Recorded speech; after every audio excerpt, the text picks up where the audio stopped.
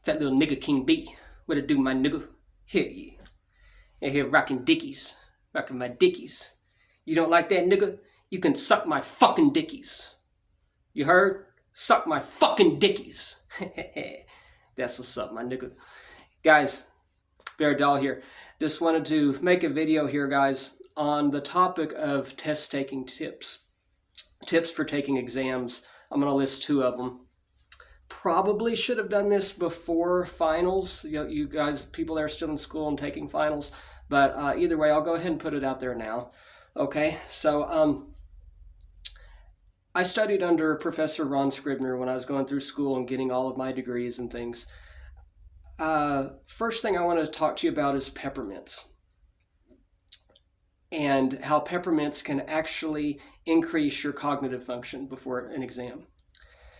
There is concrete scientific evidence there that the enzymes in peppermints can actually activate certain neurons and synapses in the brain and improve your cognitive function during exams. Okay, it's the enzymes in the peppermints.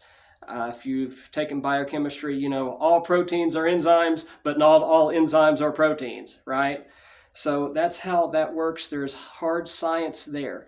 Biochemists, they've studied the different ones. It doesn't work with spearmint, okay? There is no evidence yet that spearmint increases your cognitive function, either in the hippocampus part of the brain or the hypothalamus part of the brain. But peppermints, absolutely.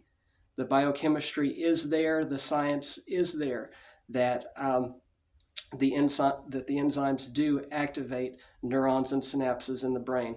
So hey guys, before an exam, about 15 minutes, suck on a peppermint.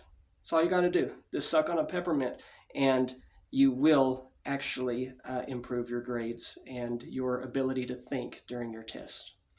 Next, I want to talk about multiple choice testing and marking C.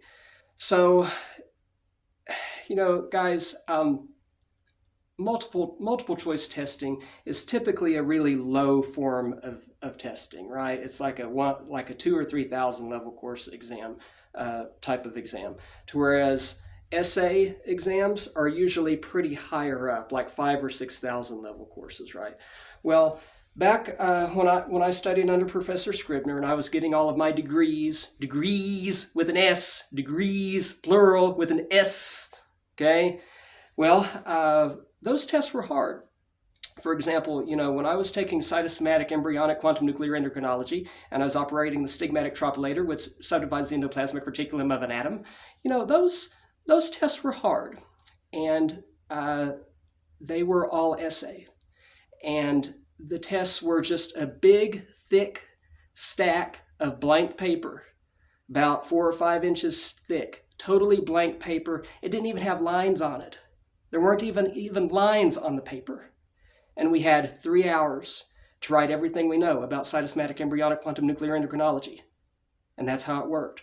But you know what, guys? I extrapolated more. I extrapolated more on those tests than in any other course that I took with him. So the multiple choice tests, if you don't know the answer, mark C. If you're not immediately at least 94% sure, always mark C. C is still the most commonly used answer on tests. A few years ago, they were saying, no, the metrics and the statistical analysis are saying they're getting rid of C. No, C is still the most commonly used answer on tests. So if you don't know, immediately mark C, okay? And that's all you got to do. So guys, you know, my teacher, Professor Scribner, he taught me so much. He taught me so much about life and what biology is about. More than anything, guys, he taught me to respect all forms of life, no matter how big or how small. You know, just because something is 1/billionth our size doesn't mean that it deserves 1/billionth of our respect. And that is really what life and biology and science is all about, is having an equal respect for all organisms.